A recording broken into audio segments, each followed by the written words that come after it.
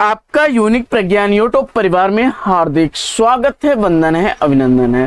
प्यारे साथियों, आज की यह पाठचर्या होने वाली है काफी महत्वपूर्ण, क्योंकि आज की इस पाठचर्या में हम लोग रीतकालीन यानी उत्तर मध्यकालीन साहित्य से संबंधित प्रमुख रचनाएं एवं रचनाकारों से संबंधित 100 महत्वपूर्ण प्रश्नों का करने वाले हैं अध्ययन।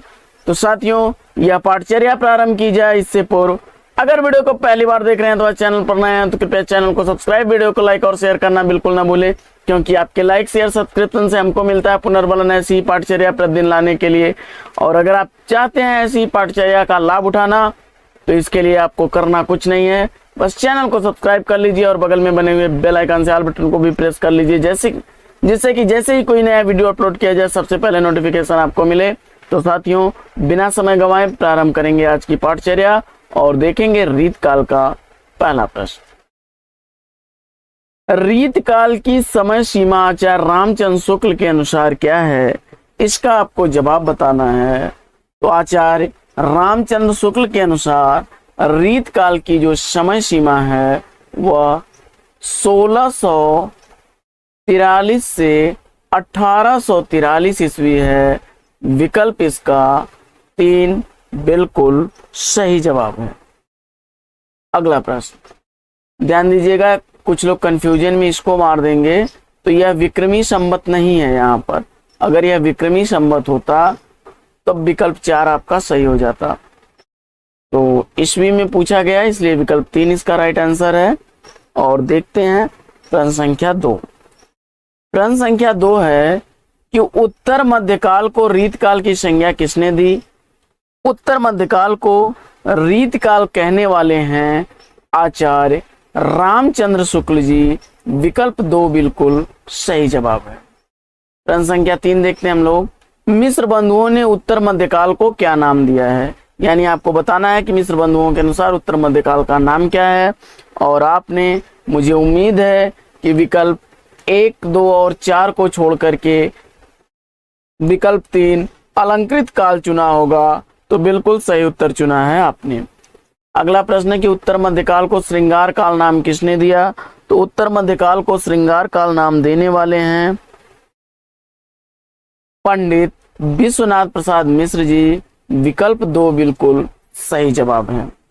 आइए बढ़ते हैं अगले प्रश्न की तरफ और देखते हैं प्रश्न संख्या 5। काल क्रमानुसार रीतकाल के प्रथम कवि इसमें से कौन ठहरते हैं।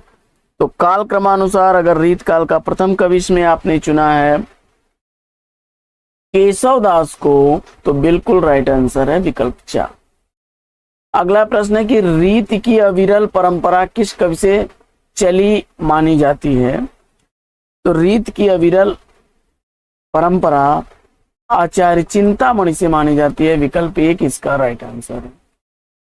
अगला प्रश्न है कि आचार्य रामचंद्र शुक्ल ने किस कवि से रीतकाल का आरंभ माना है। तो आचार्य रामचंद्र शुक्ल के अनुसार रीतकाल का आरंभ चिंतामणि से प्रारंभ होता है। विकल्प 3 इसका राइट आंसर है। प्रश्न संख्या 8 है कि श्रृंगार सागर के रचयिता कौन है। श्रृंगार सागर के रचनाकार आपको बताना है, और श्रृंगार सागर के रचनाकार अगर आपने चयनित कर लिया विकल्प 1 मतीराम को, तो राइट आंसर है आपका। अगला प्रश्न है कि केशव को कठिन काव्य का प्रेत किस आलोचक ने कहा है। तो केशव दास को कठिन काव्य का प्रेत कहने वाले आलोचक कौन है, इसका आपको जवाब बताना है। और इसका उत्तर अगर आपने आचार्य रामचंद्र शुक्ल को चुना तो बिल्कुल सही जवाब के साथ हैं आप। अगला प्रश्न, इसमें संदेह नहीं कि काव्य रीत का सम्यक समावेश पहले पहल आचार्य केशव ने ही किया, पर हिंदी के रीत ग्रंथों की अविरल और अखंडित परंपरा का प्रवाह केशव की कविप्रिया में प्रायः 50 वर्ष पीछे चला, और वह एक भिन्न आदर्श लेकर केशव के आदर्श को नहीं। यह पंक्तियां किस विद्वान की हैं, इसका आपको जवाब बताना है। और इसका उत्तर अगर आपने आचार्य रामचंद्र शुक्ल चुना, चौथा विकल्प बिल्कुल सही जवाब है। अगला प्रश्न है कि तुलसी गंग दो भय सुकविन के सरदार, इनके काव्यन में मिली भाषा विविध प्रकार, ये पंक्तियां किस रचनाकार की हैं। और उत्तर में अगर आपने इसको विकल्प 1, विकल्प 3, विकल्प 4 को छोड़ करके भिखारी दास विकल्प 2 का चयन किया तो राइट आंसर है आपका। अगला प्रश्न है कि काव्य निर्णय के रचयिता कौन है। काव्य निर्णय के रचनाकार अगर आपने चयनित कर लिया है भिखारी दास को तो विकल्प 3 बिल्कुल सही जवाब है। अगला प्रश्न है कि हित तरंगिणी के रचनाकार कौन है। तो हित तरंगिणी कृति के रचनाकार आपने अगर कृपाराम को चुना है तो बिल्कुल सही जवाब है आपका। अगला प्रश्न है कि छंद विचार किसकी रचना है। छंद विचार के रचनाकार आपने अगर चयनित कर लिया चिंतामणि को तो विकल्प 2 इसका बिल्कुल सही जवाब। प्रश्न संख्या 15 है कि छंद प्रकाश के रचनाकार कौन है। छंद प्रकाश के रचनाकार आपको बताना है और इसमें अगर आपने छंद प्रकाश का रचनाकार चुना है भिखारी दास को तो विकल्प 2 बिल्कुल सही जवाब है। अगला प्रश्न है कि आँखी न मूंदबे के मिसयानी अचानक पीठी उरोज लगावे, यह पंक्तियां किस रचनाकार की हैं और इसका जवाब अगर आपने चयनित कर लिया है मतिराम विकल्प 1 तो बिल्कुल राइट आंसर है। अगला प्रश्न है कि बिहारी के दोहों पर किसका प्रभाव है। तो बिहारी के दोहों पर जो प्रभाव पड़ा है वह गाथा सप्तशती का है, विकल्प 1 इसका सही जवाब है। अगला प्रश्न है कि ललित ललाम कृति के रचनाकार कौन है और ललित ललाम का रचनाकार अगर आपने चयनित किया इसमें से मतिराम को तो राइट आंसर के साथ हैं आप। आइए बढ़ते हैं अगले प्रश्न की तरफ और देखते हैं प्रश्न संख्या 19। छत्रसाल दशक के रचनाकार कौन है। छत्रसाल दशक के रचनाकार आपको बताना है और इसका जवाब हो जाएगा अगर छत्रसाल दशक के रचनाकार के रूप में आपने चयनित किया विकल्प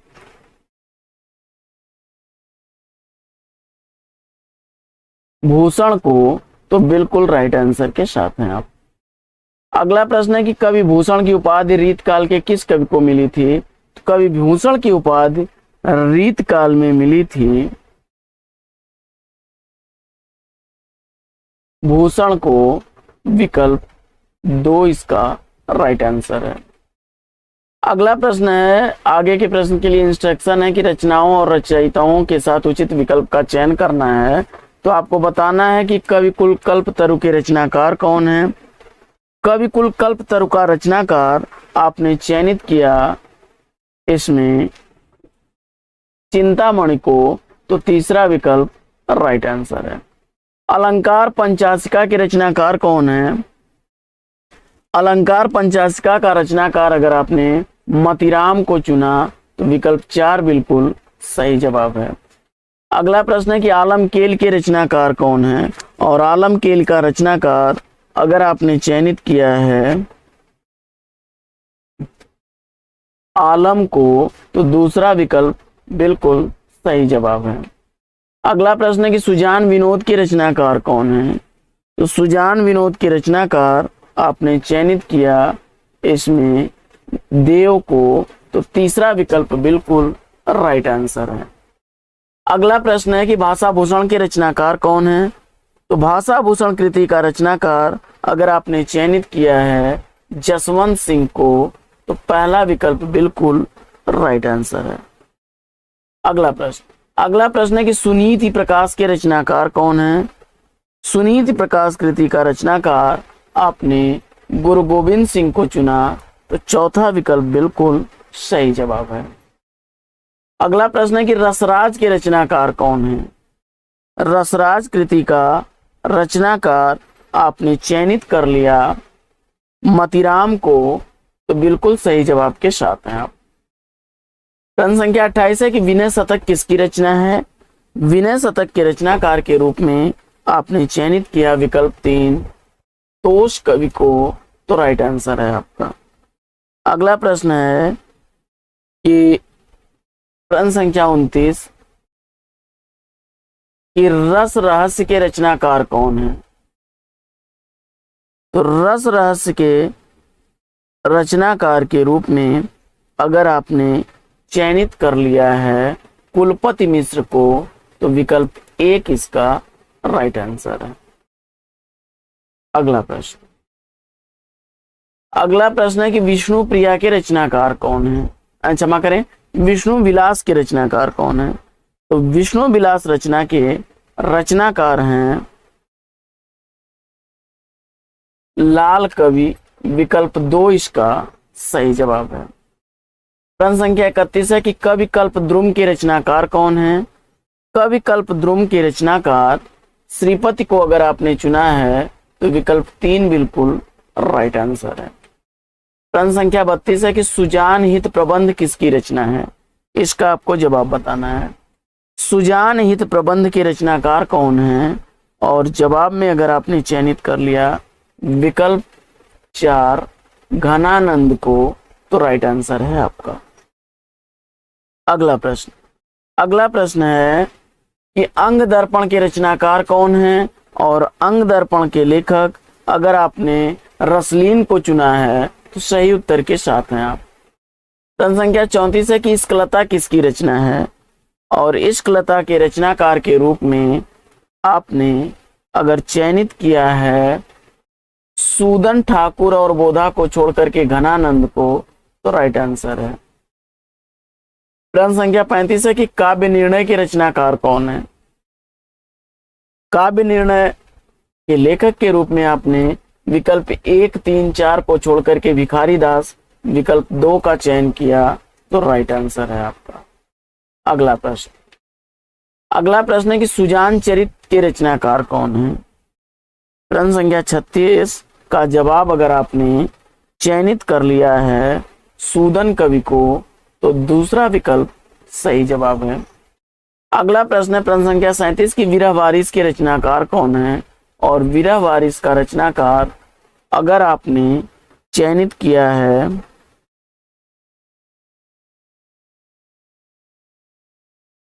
बोधा को, तो राइट आंसर के साथ हैं। अगला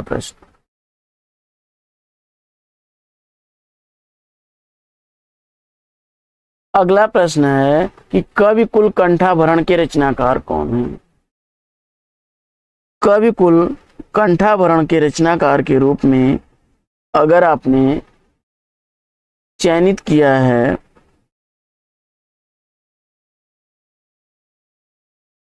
दूल्हा कवि को, तो बिल्कुल सही जवाब है। अगला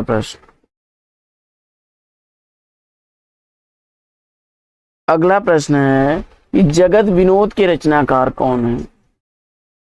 जगत विनोद कृति का रचनाकार आपको बताना है, और इसका उत्तर अगर आपने चयनित किया पद्माकर को, तो विकल्प 1 इसका राइट आंसर। अगला प्रश्न है कि व्यंग्यार्थ कौमुदी के रचनाकार कौन है? और व्यंग्यार्थ कौमुदी के रचनाकार के रूप में आपने चयनित किया है प्रताप शाही को, तो विकल्प 2 बिल्कुल सही जवाब है। अगला प्रश्न है कि इश्कनामा किसकी रचना है? इश्कनामा के रचनाकार अगर आपने विकल्प बोधा 3 को चुना, तो राइट आंसर है आपका। प्रश्न संख्या 42 है कि कवित रत्नाकर के रचनाकार कौन है? तो कवित रत्नाकर लिखी गई है सेनापति द्वारा, विकल्प 2 इसका सही जवाब है। अगला प्रश्न है कि सुधा निधि के रचनाकार कौन है? सुधा निधि कृति के रचनाकार आपको बताना है, और उत्तर में अगर आपने चयनित कर लिया तोष कवि को, तो चौथा विकल्प बिल्कुल सही जवाब। अगला प्रश्न है कि रस अर्णव के रचनाकार कौन है? और उत्तर में अगर आपने चयनित किया सुखदेव मिश्र को, तो बिल्कुल सही जवाब है आपका। अगला प्रश्न है कि काव्य रसायन के रचनाकार कौन है? काव्य रसायन कृति का रचनाकार आपको बताना है, और प्रश्न संख्या 45 का उत्तर अगर आपने चयनित कर लिया देव को, तो बिल्कुल राइट आंसर के साथ हैं आप। काव्य कल्पद्रुम के रचनाकार कौन है? काव्य कल्पद्रुम लिखने वाले हैं सेनापति महोदय, विकल्प 3 बिल्कुल राइट आंसर है। प्रश्न संख्या 47 है कि छत्रसाल दशक के रचनाकार कौन है, और छत्रसाल दशक का रचनाकार आपने चयनित किया भूषण को, तो राइट आंसर के साथ है। अगला प्रश्न है कि प्रबोध पचासा के रचनाकार कौन है। प्रबोध पचासा कृति लिखी गई है पद्माकर द्वारा, विकल्प 1 इसका बिल्कुल राइट आंसर है। प्रश्न संख्या 49 है कि नैषध चरित के रचनाकार कौन है। नैषध चरित का रचनाकार आपने गुमान कवि को चुना, तो चौथा विकल्प बिल्कुल सही जवाब है। अगला प्रश्न है कि द्रोण पर्व के रचनाकार कौन है। तो द्रोण पर्व कृति लिखी गई है कुलपति मिश्र द्वारा, विकल्प इसका 3 बिल्कुल सही जवाब है। अगला प्रश्न है कि यमुना लहरी के रचनाकार कौन है। प्रश्न संख्या 51 का जवाब अगर आपने ग्वाल कवि को चुना है तो सही उत्तर के साथ हैं आप। गंगा लहरी के रचनाकार कौन है। बड़ी चर्चित रचना है और कई बार रिपीटेड रचना है। अगर इसका जवाब आपने पद्माकर को चुना तो विकल्प 1 इसका राइट आंसर है। अगला प्रश्न है कि प्रबोध चंद्रोदय नाटक के लेखक कौन है। तो प्रबोध चंद्रोदय नाटक के लेखक के रचनाकार आपने जसवंत सिंह को चुना है, तीसरा विकल्प बिल्कुल सही जवाब है। प्रश्न संख्या 54 है कि देव माया प्रपंच नाटक के लेखक कौन है। तो देव माया प्रपंच नाटक लिखा गया है देव द्वारा, विकल्प 2 इसका सही जवाब। अगला प्रश्न है कि भाव विलास के रचनाकार कौन है। तो भाव विलास कृति का रचनाकार अगर आपने चयनित किया आचार्य देव को, तो विकल्प 1 इसका राइट आंसर है। अगला प्रश्न है कि लक्षण श्रृंगार के रचनाकार कौन है। लक्षण श्रृंगार ग्रंथ का रचनाकार आपने चयनित किया मतीराम को, तो विकल्प 4 बिल्कुल सही जवाब है। अगला प्रश्न है कि हिम्मत बहादुर बिरुदावली के रचनाकार कौन है। हिम्मत बहादुर बिरुदावली लिखने वाले रचनाकार पद्माकर हैं, विकल्प 2 बिल्कुल सही जवाब। आइए बढ़ते हैं अगले प्रश्न की तरफ और देखते हैं प्रश्न संख्या 58 की कृपा कांड के रचनाकार कौन है। कृपा कांड कृति का रचनाकार अगर आपने घनानंद को चुना है तो तीसरा विकल्प बिल्कुल सही जवाब है। और चंडी चरित किसकी रचना है। तो चंडी चरित कृति का रचनाकार आपने गुरु गोविंद सिंह को चुना, तो विकल्प 4 बिल्कुल सही जवाब है। अगला प्रश्न है कि रस केली बल्ली के रचनाकार कौन है, और उत्तर में अगर आपने चयनित कर लिया है घनानंद, विकल्प 1 तो राइट आंसर है। अगला प्रश्न है कि विज्ञान गीता के रचनाकार कौन है। तो विज्ञान गीता कृति के रचनाकार के रूप में आपने चयनित किया केशव दास को, तो विकल्प 2 इसका राइट आंसर है। प्रश्न संख्या 62 है कि कुवलयानंद संस्कृत ग्रंथ के लेखक कौन है। कुवलयानंद संस्कृत ग्रंथ जो है यह लिखा गया है अप्पय दीक्षित द्वारा, विकल्प 3 इसका सही जवाब। अगला प्रश्न है कि हिंदी साहित्य का प्रथम काव्यशास्त्री ग्रंथ कौन सा माना जाता है। हिंदी साहित्य का प्रथम काव्यशास्त्री ग्रंथ माना जाता है कवि प्रिया को, विकल्प 4 इसका सही जवाब। अगला प्रश्न है कि निम्न में से कौन रीतिबद्ध कवि नहीं है। तो प्रश्न संख्या 64 का उत्तर अगर आपने बिहारी को चुना है तो विकल्प 2 बिल्कुल सही जवाब। अगला प्रश्न है कि निम्न में से कौन रीति मुक्त कवि हैं। तो रीति मुक्त कवि के रूप में आपने चयनित कर लिया है आलम को, विकल्प 1 इसका राइट आंसर है। अगला प्रश्न है कि घनानंद किस काव्यधारा के कवि हैं। घनानंद को अगर आपने चयनित किया है रीति मुक्त काव्यधारा, विकल्प 3 तो राइट आंसर। प्रश्न संख्या 67 है कि करुणाभरण श्रुति भरण का संबंध निम्न में से किससे है। करुणाभरण और श्रुति भरण का संबंध अगर आपने अलंकार से बताया तो विकल्प 1 इसका राइट आंसर है। वीर सिंह देवचरित किस कवि की रचना है। वीर सिंह देवचरित के रचनाकार केशव दास आपने बताया, चौथा विकल्प बिल्कुल सही जवाब है। अगला प्रश्न है कि निम्न में से किस कवि को अलंकारवादी आचार्य कहा जाता है। तो अलंकारवादी आचार्य के रूप में जाने जाते हैं केशवदास, विकल्प 3 इसका राइट आंसर है। अगला प्रश्न है कि निम्नलिखित प्रसिद्ध पंक्तियों के रचयिता कौन है, और इसमें से उत्तर अगर आपने चयनित कर लिया केशवदास, विकल्प 1, तो राइट आंसर है आपका। अगला प्रश्न है कि वेद में बखानी तीन लोकन को ठुकरानी, यह पंक्ति किस रचनाकार की है, तो जवाब हो जाएगा इसका सेनापति, विकल्प 2 इसका राइट आंसर है। अगला प्रश्न है कि रीझिए सुकवि तो कविताई, न तो राधिका कन्हाई सुमिरन को बहानो है, यह पंक्ति किस रचनाकार की है, तो इसका जवाब हो जाएगा विकल्प 3 भिखारी दास। अगला प्रश्न है कि लोग हैं लागी कवित बनावत, मोहितो मेरे कवित बनावत, यह पंक्तियां किस रचनाकार की हैं, तो इसका जवाब हो जाएगा विकल्प 2 घनानंद। अगला प्रश्न है कि लोगन कवित कीबो खेल करी जान्यो हैं, यह पंक्तियां किस रचनाकार की हैं, तो उत्तर हो जाएगा विकल्प 4 ठाकुर। अगला प्रश्न है कि फागु की भीर अभीरन में गई गोविंद ले गई भीतर गोरी, यह पंक्ति किस रचनाकार की हैं, तो जवाब हो जाएगा इसका विकल्प 3 पद्माकर। अगला प्रश्न है क्यों इन आखिन सो निहंसक हुए, मोहन को तन पापिन पीजे, यह पंक्तियां किस रचनाकार की हैं, तो जवाब हो जाएगा यह पंक्तियां मतिराम की हैं, विकल्प 2 इसका सही जवाब। अगला प्रश्न है कि बतरस लालच लाल की मुरली धरी लुकाए, असौ करे भवन हंसे दैन कहे नटी जाए, यह पंक्ति आपको बताना है किस रचनाकार की है, और उत्तर में अगर आपने बिहारी को चुना है तो बिल्कुल राइट आंसर के साथ में। अगला प्रश्न है कि डार द्रुम पालना बिहौना नव पल्लव के, सुमन झंगुला सोहे तन छवि भारी दे, यह पंक्ति किस रचनाकार की है, और जवाब में आपने चुना है अगर देव को, तो राइट आंसर के साथ में आप। अगला प्रश्न है कि तेरे नैन मेरे मन के खिलौना, यह पंक्ति किसके द्वारा लिखी गई है, और जवाब में आपने सेनापति को चुना, तो चौथा विकल्प राइट आंसर है। प्रश्न संख्या 80 है कि कुंदन को रंग फीको लगे झलके अत्यंगनी चारु गोराई, यह पंक्ति किस रचनाकार की है, और इसका उत्तर अगर आपने चयनित कर लिया मतिराम, विकल्प 1, तो राइट आंसर के साथ हैं आप।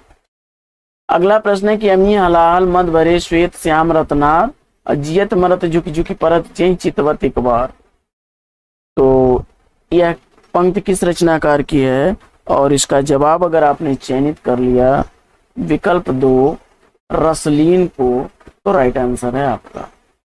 अगला प्रश्न है कि रावरे रूप की रीति अनूप नयो नयो लागत ज्यो ज्यो निहारी, इन पंक्तियों के रचनाकार कौन है, और इसका जवाब अगर आपने मतिराम चुना, विकल्प 1, तो राइट आंसर है आपका।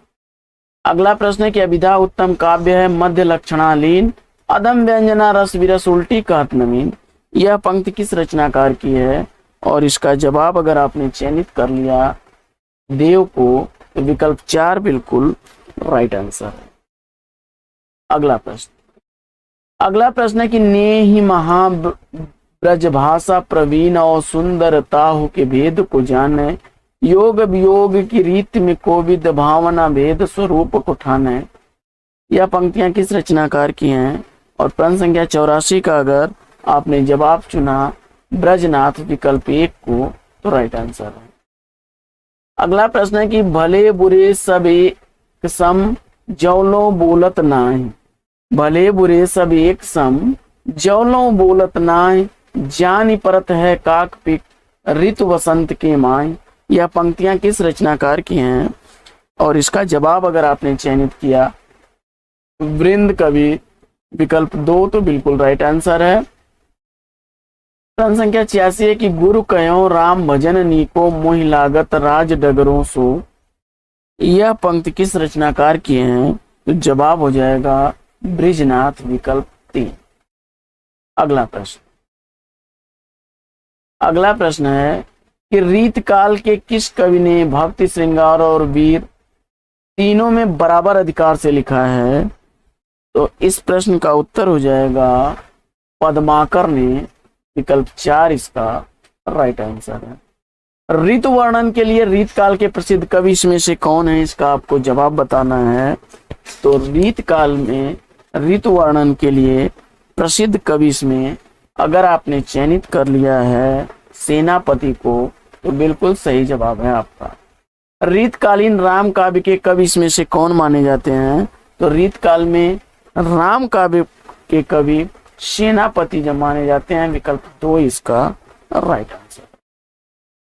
अगला प्रश्न है कि बिहारी की कविता को शक्कर की रोटी किस आलोचक ने कहा है, तो बिहारी की कविता को शक्कर की रोटी कहने वाले आलोचक पद्म सिंह शर्मा जी हैं, विकल्प 3 इसका सही जवाब।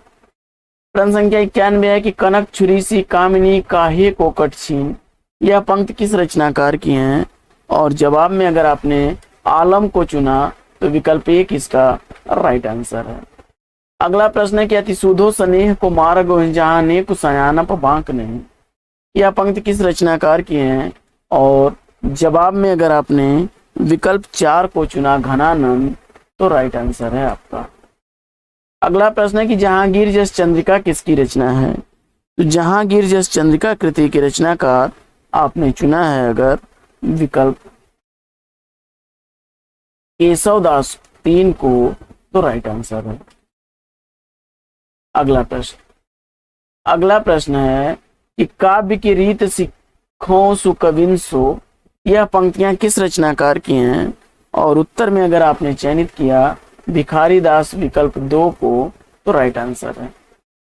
अगला प्रश्न है कि संस्कृत में काव्य शास्त्र के 5 प्रसिद्ध संप्रदायों में से निम्न में से कौन सा नहीं है, और इस प्रश्न का उत्तर अगर आपने चयनित किया विकल्प 1 छंद, तो राइट आंसर है आपका। अगला प्रश्न है कि निम्न में से कौन सा देहवादी संप्रदाय नहीं है, तो प्रश्न संख्या 96 का उत्तर अगर आपने चयनित कर लिया है विकल्प 4 रस को, तो राइट आंसर है आपका। अगला प्रश्न है कि निम्न में से आत्मवादी संप्रदाय के अंतर्गत कौन आते हैं, तो इसका जवाब अगर आपने चयनित कर लिया है ध्वनि विकल्प 2, तो राइट आंसर है। अगला प्रश्न है कि चंद्रालोक के रचनाकार कौन है, तो चंद्रालोक कृति के रचनाकार आपने चयनित किया जयदेव को, तो बिल्कुल राइट आंसर है। अगला प्रश्न है कि आर्य सप्तशती किसकी रचना है, आर्य सप्तशती कृति के रचनाकार गोवर्धनाचार्य हैं, विकल्प 1 इसका सही जवाब। अगला प्रश्न है कि रीतकाल के अधिकांश कवियों की भाषा कौन सी थी, तो रीतकाल के अधिकांश कवियों की भाषा अगर आपने चयनित कर लिया है ब्रज भाषा, विकल्प 2 बिल्कुल राइट आंसर है। नागरिकी किस शाखा से संबंधित है, कैथी नागरिकी किस शाखा से संबंधित है, जवाब इसका बताना है आपको, तो इसका सही विकल्प हो जाएगा ऑप्शन क पूर्वी। प्रश्न संख्या 2 देखते हैं। भाषा का निर्माण निम्न में से किससे होता है, भाषा का निर्माण किससे होता है, इसका आपको जवाब बताना है। तो भाषा का जो निर्माण होता है वह व्यक्त ध्वनियों से होता है, विकल्प क इसका सही जवाब है। आइए बढ़ते हैं अगले प्रश्न की तरफ, और अगला प्रश्न है कि आर्यों की ठेठ बोली को क्या कहते हैं, आर्यों की ठेठ बोली को क्या कहा जाता है, तो आर्यों की जो ठेठ बोली थी वह प्राचीन भारतीय आर्य भाषा के रूप में जानी जाती है, विकल्प ख इसका सही जवाब है। आइए बढ़ते हैं अगले प्रश्न की तरफ, और प्रश्न संख्या देखते हैं 104। प्रश्न संख्या 104 है कि दक्षिणी हिंदी का दूसरा नाम क्या है। सेशन को सभी लोग लाइक और शेयर कर दीजिए। दक्षिणी हिंदी का दूसरा नाम क्या है, तो इसका राइट आंसर हो जाएगा हिंदवी, विकल्प 4 इसका सही जवाब। पढ़ते हैं अगले प्रश्न की तरफ, और प्रश्न संख्या 105 देखते हैं। पाली को पाटलिक से उत्पन्न मानने वाले विद्वान का नाम क्या है, पाली को पाटल से मानने वाले विद्वान का नाम क्या है? तो जवाब हो जाएगा इसका मैक्स मूलर। क विकल्प इसका सही जवाब हो जाएगा। मैक्स मूलर ने जो है पाली भाषा को पाटल से उत्पन्न स्वीकार किया है। बढ़ते हैं अगले प्रश्न की तरफ और देखते हैं प्रश्न संख्या 106। प्रश्न संख्या 106 है कि विभाषा किसे कहते हैं? विभाषा किसे कहते हैं? तो राजकुमार जी स्वागत है आपका। सेशन को सभी लोग एक बार लाइक कर दीजिए।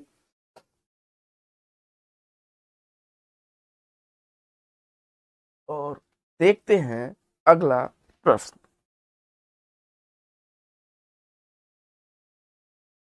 विकास कुमार जी स्वागत है आपका। विभाषा किसे कहते हैं? जल्दी से इसका आंसर ट्रिक करिए। राइट आंसर क्या होगा? विभाषा जो होती है वह बोली का ही रूप होती है। विकल्प घ इसका राइट आंसर। आइए बढ़ते हैं अगले प्रश्न की तरफ।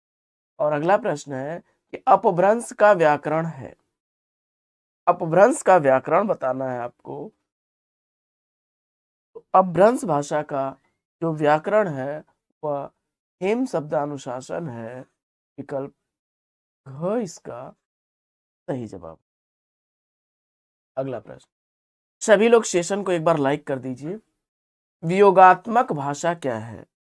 वियोगात्मक भाषा क्या है इसका आपको जवाब देना है। तो वियोगात्मक भाषा आपकी हिंदी है। विकल्प ग इसका राइट आंसर है। स्वागत है श्वेता जी, सभी लोगों का स्वागत है। और सेशन को सभी लोग प्लीज। तो राजकुमार जी स्वागत है, आपका भी स्वागत है। सुप्रभात आप सभी को। लहदा भाषा का विकास किस अपभ्रंश से हुआ है? लहदा भाषा का विकास किस अपभ्रंश से हुआ है इसका आपको जवाब बताना है। तो जल्दी से इसका आंसर ट्रिक कर दीजिए। इसका जवाब क्या होगा?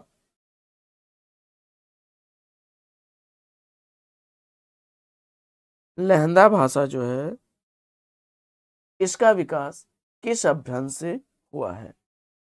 तो यह पैशाची अपभ्रंश से हुआ है।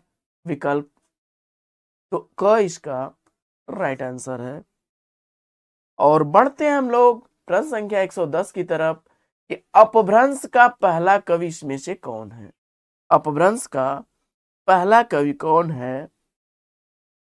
तो जल्दी से जवाब दीजिए। अपभ्रंश के पहले कवि इसमें माने जाते हैं स्वयंभू। विकल्प ग इसका सही जवाब है। प्रियांशु जी स्वागत है आपका। और विकास कुमार जी स्वागत है, आप सभी का स्वागत है। सेशन को सभी लोग लाइक कर दीजिए। अपभ्रंश के व्याकरणिक रूप का विवेचन किसने किया? अपभ्रंश के व्याकरणिक रूप का विवेचन किसने किया है इसका आपको उत्तर देना है। तो इसका सही जवाब हो जाएगा हेमचंद्र। विकल्प इसका ग राइट आंसर हो जाएगा हेमचंद्र। अगला प्रश्न, अगला प्रश्न है सिद्धों की भाषा कौन सी थी? तो सिद्धों की भाषा अपभ्रंश भाषा थी, जिनकी भाषा को संध्या भाषा भी कहा गया है। अगला प्रश्न, प्रश्न संख्या 113 है कि हिंदी में मिलावट नहीं खपती और उसका व्याकरण नियमबद्ध है, यह वाक्य किसने कहा है? बड़ा इंपॉर्टेंट प्रश्न है। हिंदी में मिलावट नहीं खपती और उसका व्याकरण नियमबद्ध है, यह वाक्य किसने कहा है? इसका सही जवाब हो जाएगा अमीर खुसरो। विकल्प ख इसका बिल्कुल सही जवाब। और देखते हैं हम लोग प्रश्न संख्या 114। जॉर्ज ग्रियर्सन ने हिंदी भाषा की उत्पत्ति का श्रेय किसे दिया है? जॉर्ज अब्राहम ग्रियर्सन के अनुसार हिंदी भाषा की उत्पत्ति का श्रेय किसको दिया गया है, इसका आपको सही विकल्प चयन करना है। तो जॉर्ज अब्राहम ग्रियर्सन के अनुसार हिंदी भाषा की उत्पत्ति लल्लू लाल से मानी है। विकल्प क इसका सही जवाब है। बढ़ते हैं प्रश्न संख्या 115 की तरफ और 115वां प्रश्न आपके लिए है, हिंदी के मानक रूप में योगदान दिया। तो हिंदी के मानक रूप में योगदान देने वाले हैं किशोरीदास वाजपेयी जी ने। किशोरीदास वाजपेयी जी ने, इन्हें हिंदी का पाणिनि भी कहा जाता है। सुनील कुमार जी, स्वागत है आपका।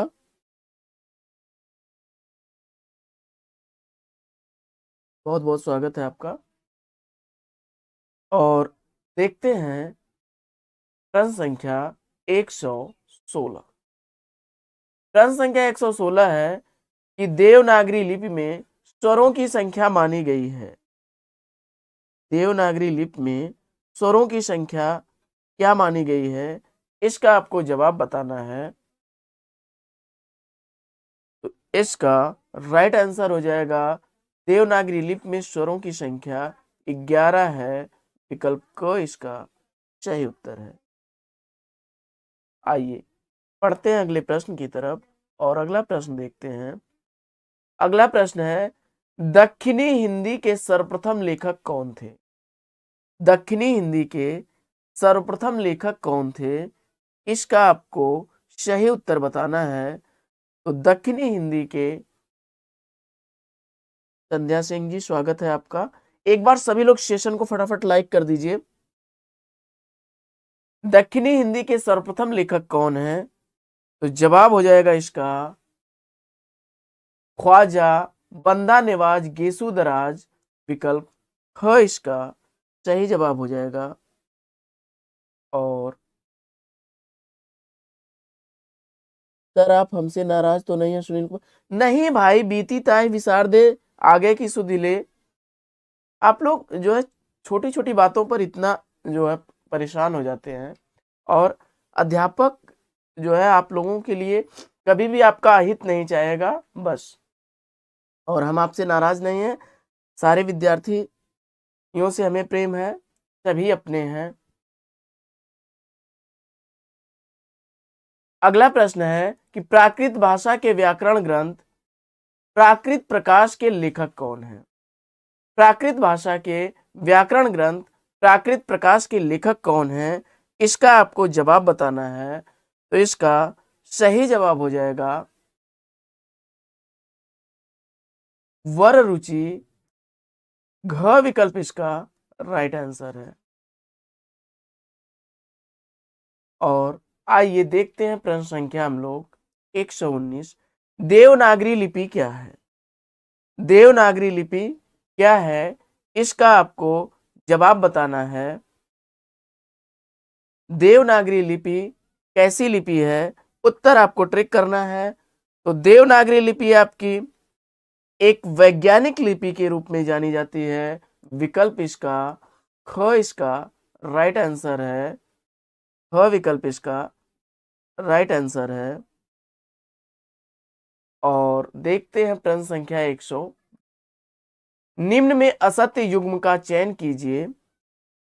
इसमें असत्य युग्म का आपको चयन करना है।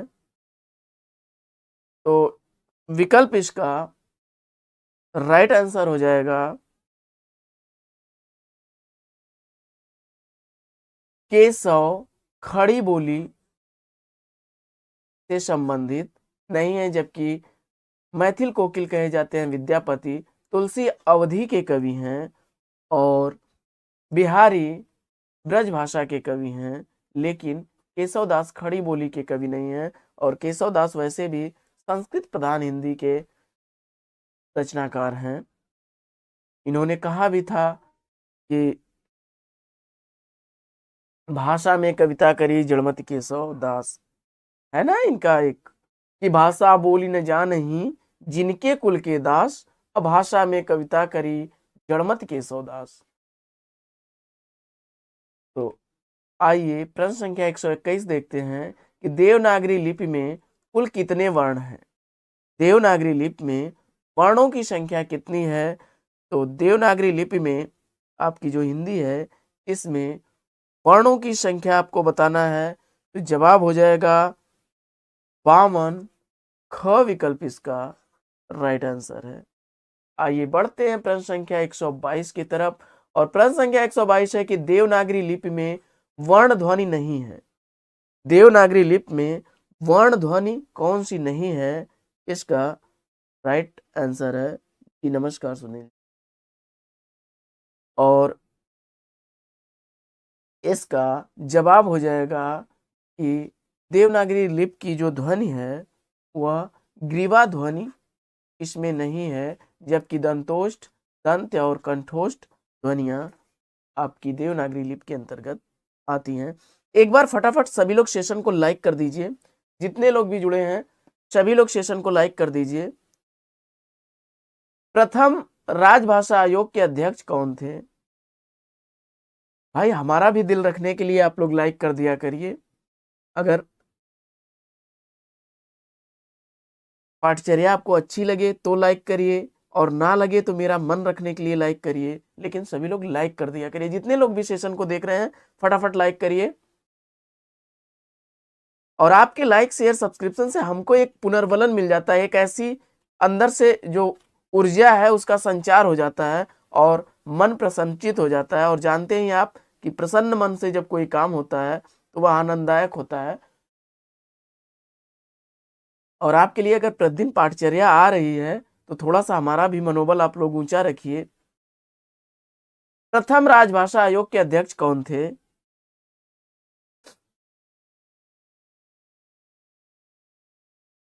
प्रथम राजभाषा आयोग के अध्यक्ष आपके बीजी खेर हैं, बाल गंगाधर खेर। विकल्प ख इसका सही जवाब हो जाएगा। प्रश्न संख्या, बहुत बहुत धन्यवाद आप लोगों का लाइक करने के लिए। हिंदुस्तानी प्रचार सभा की अध्यक्षता थी, हिंदुस्तानी प्रचार सभा की अध्यक्षता थी, लेकिन अभी सभी लोगों ने सेशन को लाइक नहीं किया है। हिंदुस्तानी प्रचार सभा की अध्यक्षता किसने की थी, इसका आपको जवाब बताना है। तो इसका सही विकल्प हो जाएगा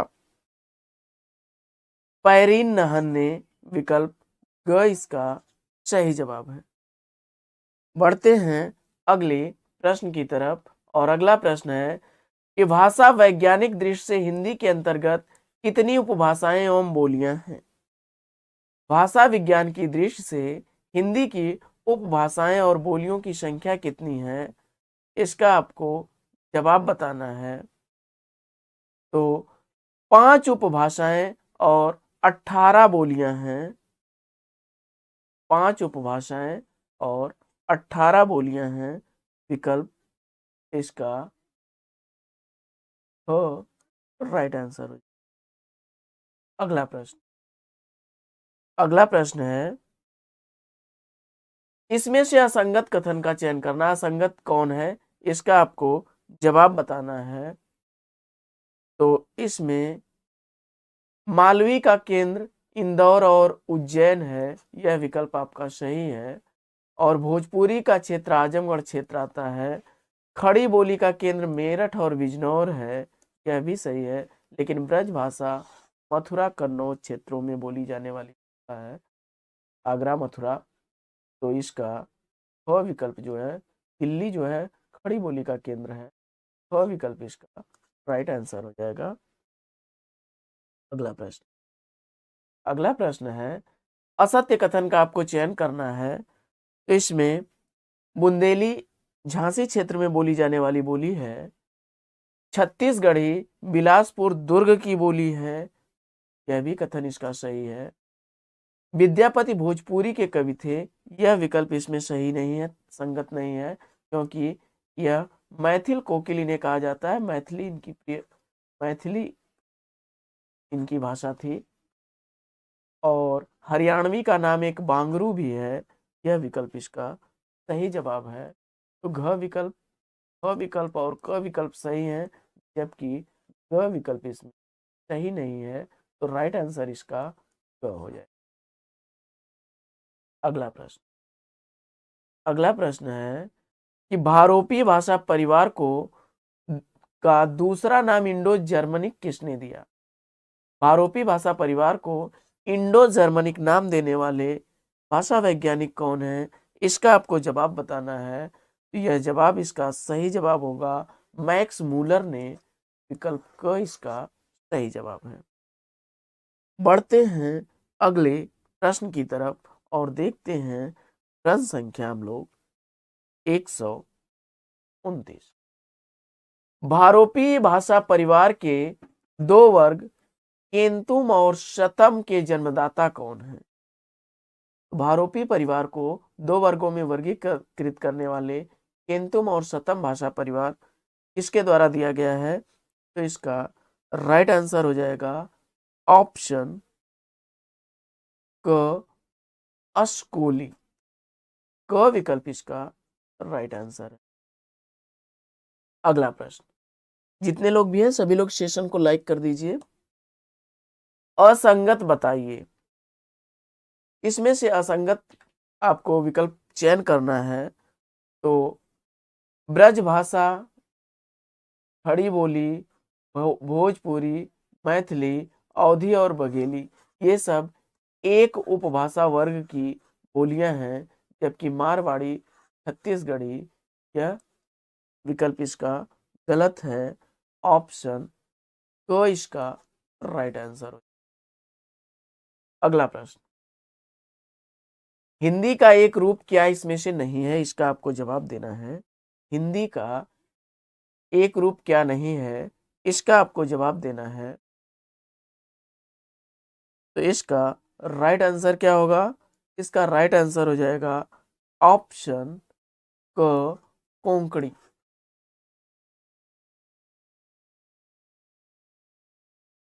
विकल्प क इसका राइट आंसर हो। पढ़ते हैं अगले प्रश्न की तरफ और अगला प्रश्न है, संतम और केंतु किस संख्या के वाचक हैं? तो आप जानते हैं यह 100 के वाचक हैं। विकल्प इसका ग सही विकल्प है। अगला प्रश्न, अगला प्रश्न है, नेपाली की लिपि है, नेपाली की लिपि जो है वह देवनागरी लिपि है। विकल्प घ इसका सही जवाब है। आइए बढ़ते हैं अगले प्रश्न की तरफ और देखते हैं हम लोग प्रश्न संख्या 134। प्राकृत भाषा का अर्थ क्या है? इसका आपको जवाब बताना है। प्राकृत भाषा का अर्थ क्या है? इसका आपको जवाब बताना है। तो राइट इसका आंसर हो जाएगा संस्कृत के बाद की जो भाषा थी वह प्राकृत कहलाई। घ विकल्प इसका सही जवाब। अगला प्रश्न, अगला प्रश्न है कि भारतीय आर्य भाषा और हिंदी पुस्तक के लेखक हैं। भारतीय आर्य भाषा और हिंदी पुस्तक के लेखक कौन है? इसका आपको उत्तर बताना है। तो इसका सही जवाब क्या हो जाएगा? यह पुस्तक लिखी गई है डॉक्टर सुनीति कुमार चटर्जी जी द्वारा। विकल्प घ इसका राइट आंसर है। और हिंदी भाषा का पहला व्याकरण लिखने वाले हैं जोशुआ केटलर महोदय।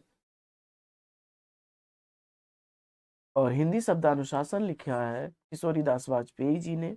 आइए बढ़ते हैं अगले प्रश्न की तरफ और देखते हैं प्रश्न संख्या 136। प्रश्न संख्या 136 है, बहराइच सुल्तानपुर किस बोली के अंतर्गत आते हैं? बहराइच और सुल्तानपुर किस बोली के अंतर्गत आते हैं? इसका आपको जवाब बताना है। इसका राइट आंसर क्या हो जाएगा? अवधी। विकल्प इसका सही जवाब है। बहराइच और सुल्तानपुर क्षेत्रों में अवधी भाषा का बोलबाला है। विकल्प इसका सही जवाब। अगला प्रश्न, अगला प्रश्न है, डिंगल भाषा का अर्थ क्या है? डिंगल भाषा का अर्थ क्या है? इसका आपको जवाब बताना है।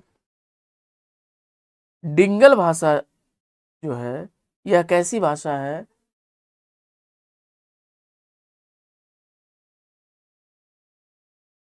तो राइट आंसर इसका क्या बनेगा? देखिए, डिंगल और पिंगल दो भाषाएं आपको देखने को मिलती हैं।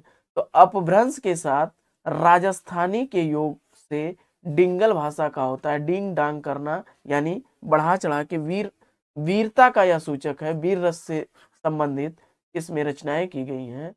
अपभ्रंश के साथ राजस्थानी का जब योग होता है तो वह डिंगल होती है, जबकि ब्रज भाषा का अगर योग हो जाता है तो वह पिंगल भाषा आपकी हो, पिंगल भाषा। तो डिंगल और पिंगल, विकल्प ग इसका सही जवाब। अगला प्रश्न, अगला प्रश्न है असत्य कथन का आपको चयन करना है। इसमें से असत्य कथन कौन सा है इसका आपको चयन करना है। तो जल्दी से असत्य कथन का चयन इसमें कर दीजिए।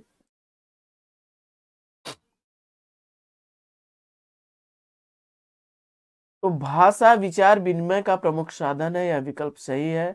भाषा व्याकरण से बद्ध होती है, यह भी सही है। भाषा समाज निरपेक्ष होती है, यह कथन इसका सही नहीं है। और जबकि भाषा एक सामाजिक क्रिया है, यह कथन सही है। तो इसका ग विकल्प जो है राइट आंसर हो जाएगा, क्योंकि भाषा समाज से अलग नहीं हो सकती। अगला प्रश्न, अगला प्रश्न है कि नागरी लिपि को दक्षिण में क्या कहा जाता है? देवनागरी लिपि को दक्षिण में क्या कहा जाता है? तो नागरी लिपि आपकी दक्षिण में नंदी नागरी के नाम से प्रसिद्ध है, विकल्प ग इसका सही उत्तर। अगला प्रश्न, अगला प्रश्न है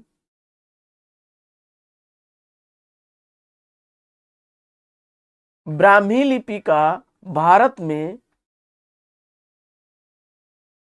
प्रचलन कब था? ब्राह्मी लिपि का भारत में प्रचलन कब था, इसका आपको जवाब बताना है। तो जल्दी से आंसर ट्रिक करिए आप लोग। राइट आंसर क्या होगा इसका? ब्राह्मी लिपि का जो है भारत में प्रचलन था ईसा की पूर्व 5वीं शताब्दी से लेकर के 350 वर्ष बाद तक, यानी 500 ईसा पूर्व से 500 ईसा पूर्व से 350 ईस्वी तक का जो समय काल था वह ब्राह्मी लिपि का था, विकल्प ग इसका राइट आंसर। अगला प्रश्न, अगला प्रश्न है कि प्रारंभ में देवनागरी लिपि की एक प्रमुख विशेषता कौन सी थी? प्रारंभ में देवनागरी लिपि की एक प्रमुख विशेषता क्या थी? जल्दी से उत्तर बता दीजिए आप लोग। तो इसका राइट आंसर क्या हो जाएगा?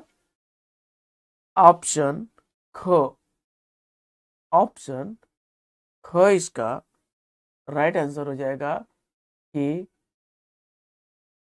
इसके वर्णों पर सिरोरेखा जो है वह शुरुआती दौर में नहीं लिखती थी। वह विकल्प इसका सही उत्तर हो।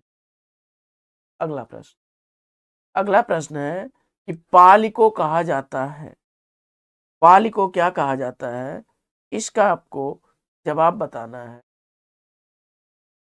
तो पाली आपकी जो है संस्कृत के बाद पाली का नंबर आता है, जिसे आप प्रथम प्राकृत के रूप में भी जानते हैं, घ विकल्प इसका राइट आंसर।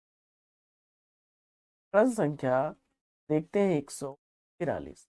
गलत जोड़े का चयन करना है आपको। इसमें से कौन सा युग्म गलत है यह आपको बताना है।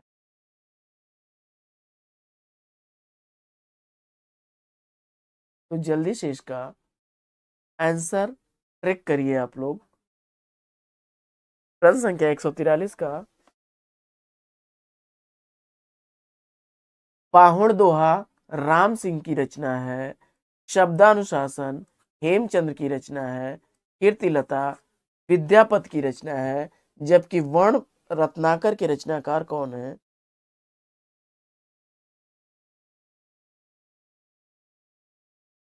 वर्ण रत्नाकर किसकी कृति है?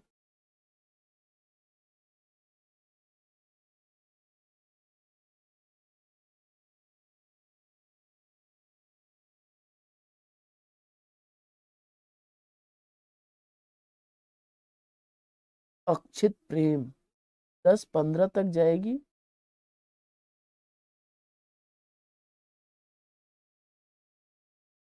भाई क्या कमेंट कर रहे हैं सब?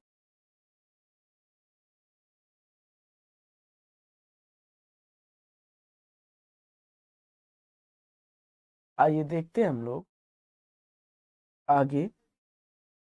और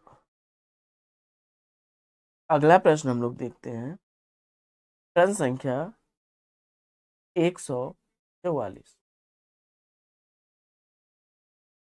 अपभ्रंश भाषा की एक प्रमुख विशेषता कौन सी है?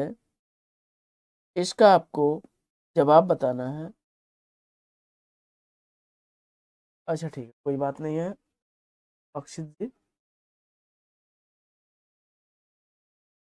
अगला प्रश्न,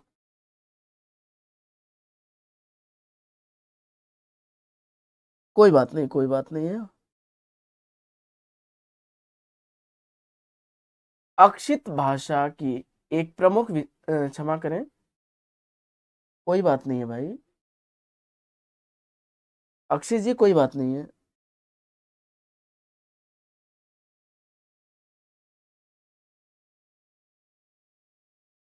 हम लोग पढ़ रहे थे, अपभ्रंश भाषा की एक प्रमुख विशेषता कौन सी है? इसका आपको जवाब बताना है। तो इसका राइट आंसर क्या होगा? राइट आंसर इसका जल्दी से ट्रिक करिए। तो इसका राइट आंसर आपका बनेगा वर्णों के द्वितत्व प्रकृति, जो द्वितत्व की प्रकृति है, यह अपभ्रंश की प्रमुख विशेषता रही है।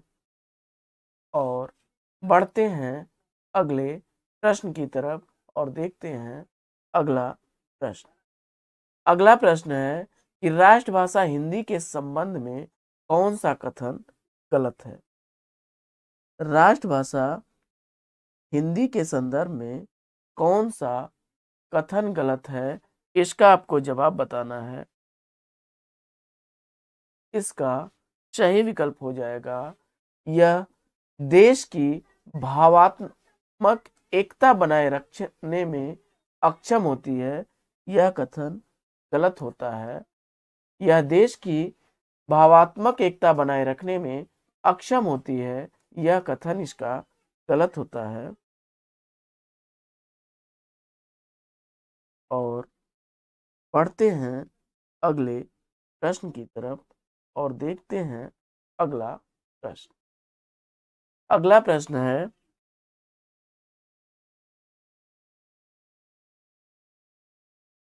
राष्ट्रभाषा हिंदी के संदर्भ में कौन सा कथन गलत है? इसका हम लोग अध्ययन कर रहे थे। तो यह देश की भावात्मक एकता बनाए रखने में अक्षम है। यह अक्षम नहीं होती है बल्कि सक्षम होती है। और यह नए शब्दों के निर्माण की यह नए शब्दों के निर्माण की क्षमता वाली होती है। इसकी लिपि देवनागरी है और इसकी शब्द संपदा बड़ी है। यह राजभाषा के संदर्भ में सारे कथन सही हैं। अगर यहाँ अक्षम की जगह सक्षम होता तो यह भी कथन सही हो जाता। और आइए पढ़ते हैं अगले प्रश्न की तरफ और देखते हैं अगला प्रश्न। अगला प्रश्न इसमें से क्या होगा, जल्दी से आंसर ट्रिक करिए। तो बढ़ते हैं अगले प्रश्न की तरफ और अगला प्रश्न देखते हैं कि भारतीय संविधान में हिंदी भाषा के बारे में लिखा गया है। भारतीय संविधान में हिंदी भाषा के बारे में क्या लिखा गया है? इसका सही जवाब हो जाएगा, हिंदी जो है भारतीय संविधान की संवैधानिक दृष्टि से भारत की राजभाषा है। विकल्प ख इसका सही जवाब। विकल्प ख इसका सही जवाब। अगला प्रश्न है कि हिंदी को राष्ट्रभाषा घोषित करने के अहिंदी भाषी प्रस्तावक का नाम क्या था? हिंदी भाषा को राष्ट्रभाषा घोषित करने के लिए वह अहिंदी भाषी प्रस्तावक कौन थे, जिसका नाम आपको बताना है। तो सही जवाब क्या होगा इसका? वे थे गोपाल स्वामी अयंगर। विकल्प क इसका सही जवाब। प्रश्न संख्या 148 देख लेते हैं हम लोग। भाषा विज्ञान में भाषा के किन अंगों का अध्ययन किया जाता है? इसका आपको जवाब बताना है। तो इसका राइट आंसर क्या हो जाएगा? भाषा के विविध विविध अंग जो हैं, विकल्प ग इसका सही जवाब होगा। ग विकल्प इसका सही जवाब हो जाएगा। भाषा के सभी अंगों पर विचार किया जाता है भाषा विज्ञान के अंतर्गत। अगला प्रश्न, हिंदी साहित्य सम्मेलन के प्रथम अध्यक्ष कौन थे? हिंदी साहित्य सम्मेलन के प्रथम अध्यक्ष कौन थे? जवाब इसका बताना है आपको। तो इसका सही उत्तर हो जाएगा, हिंदी साहित्य सम्मेलन के प्रथम अध्यक्ष थे मदन मोहन मालवीय जी।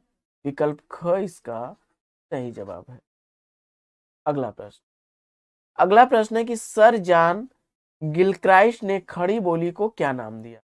सर जॉन गिलक्राइस्ट ने खड़ी बोली को क्या नाम दिया? इसका आपको जवाब बताना है। तो इसका सही विकल्प हो जाएगा, गिलक्राइस्ट ने खड़ी बोली को टकसाली भाषा कहा है। ख विकल्प इसका सही उत्तर है। अगला प्रश्न, राष्ट्रभाषा के प्रचार समिति के अध्यक्ष का नाम क्या था? राष्ट्रभाषा के प्रचार समिति के अध्यक्ष का नाम आपको बताना है।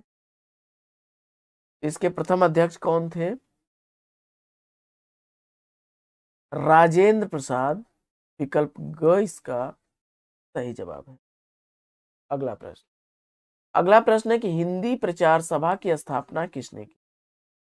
हिंदी प्रचार सभा की स्थापना किसने की थी? इसका आपको जवाब देना है। तो सही विकल्प इसका क्या हो जाएगा? सी गोपालाचारी, सी राजगोपालाचारी। विकल्प ग इसका राइट आंसर। और देखते हैं अगला प्रश्न। अगला प्रश्न क्या है?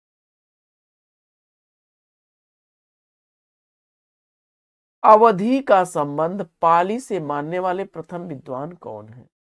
अवधी भाषा का संबंध पाली से मानने वाले विद्वान कौन है? तो जवाब इसका हो जाएगा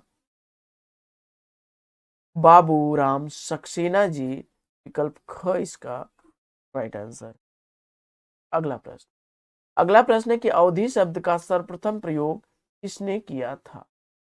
अवधी शब्द का सर्वप्रथम प्रयोग करने वाले कौन है? जवाब हो जाएगा अमीर खुसरो। क विकल्प इसका राइट आंसर।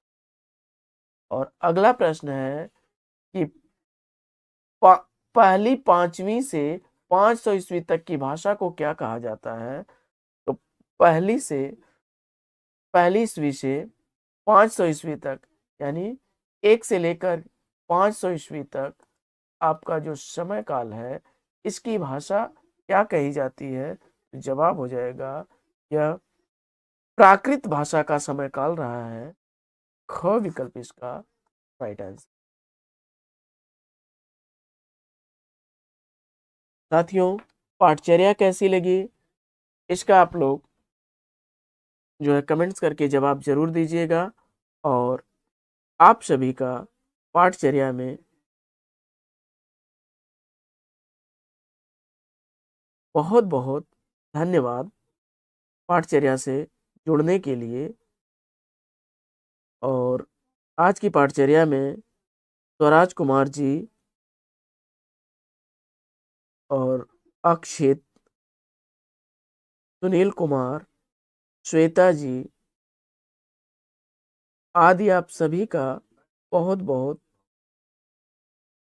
प्रियांशु जी और विकास कुमार, जो लोग भी पाठचर्या से जुड़े, आप सभी का बहुत बहुत धन्यवाद।